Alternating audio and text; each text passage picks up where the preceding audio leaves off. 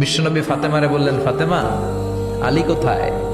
ফাতেমা বলল, আপনার জামাই আলী আমার সাথে ঝগড়া করে বাইরে গেছে। বিশ্বনবীর চেহারাটা আগুনের গোলার মতো লাল হয়ে গেল। বিশ্বনবী ডেকে বললেন, ফাতেমা, তুমি বিশ্বনবীর মেয়ে হতে পারো, কিন্তু আলী তোমার স্বামী।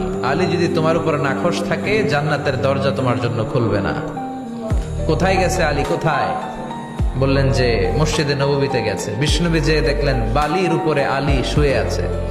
বিশ্বনবী মজা করে ডাক দিলেন, ইয়া আবা তোরাব। তোরাব অর্থ বালি, তোরাব মানে কি? বিশ্বনবী ডাক দিলেন, ইয়া আবা তোরাব, মানে হে বালির বাবা আলী, ওঠো।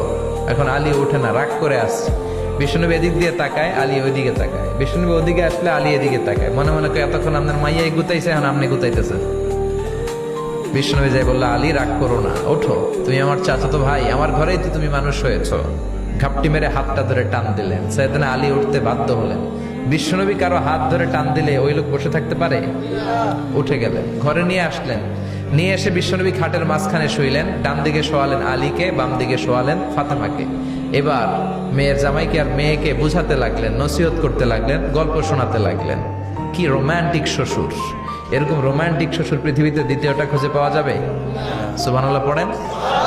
বিশ্বনবীর কাজে ছিল ঝগড়া লাগলে এরকম মিলায়া দেওয়া। কি করা? মিলায় দিবেন। সমাজে অনেকে আছে ঝগড়া লাগলে আরো লাগায়া দেয়, আছে না নাই?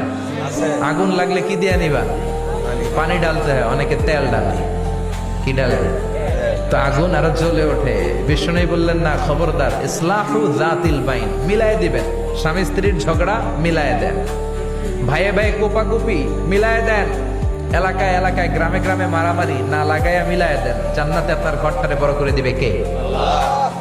বিশ্বনবীর কাজ ছিল মিলায়